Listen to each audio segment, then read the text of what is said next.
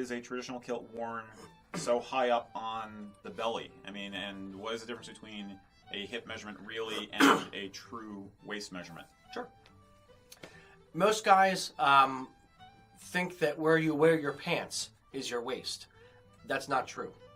If you're next time you're at a place where you can do this, and you don't want to look weird, basically take your thumb and make a line from your belly button over to your side, and jam your thumb into your side.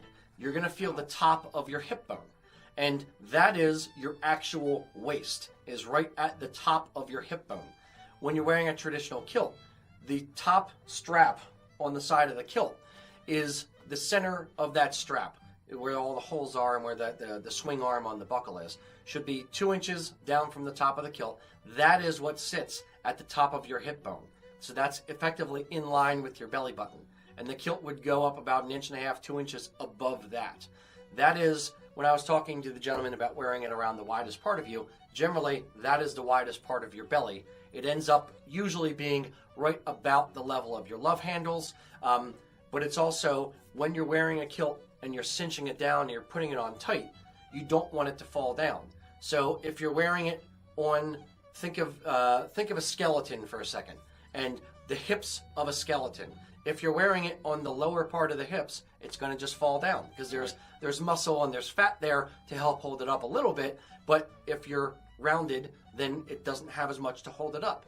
If you wear it around the top of that hip bone, again, thinking of the skeleton, right on the top of that bone, it can't go down. It's sitting on something solid, and it doesn't have any way to go down if it's cinched tighter than your actual hip measurement, or the top of your hip bone measurement, which is your actual natural waist.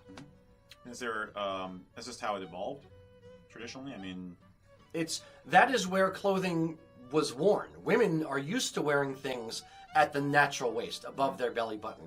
Women's clothing has not sagged the way that men's have. Men tend to wear their pants more comfortable down a little bit lower, where women in the 40s and 50s would wear skirts that would hug right around the middle, cinch in the waist. And if you think of a Barbie doll, that's where it cinches in. That is how clothing kind of evolved differently for men to a degree. Okay. Now, women today, yes, can wear low-rise jeans, and I'll leave my opinions on those out for another video. But it's fashion has evolved to a degree, but women's fashion has evolved differently than men's in that regard. But it's just a natural thing. It's just it's the structure of the human body hasn't changed. Fashion has changed. Gotcha.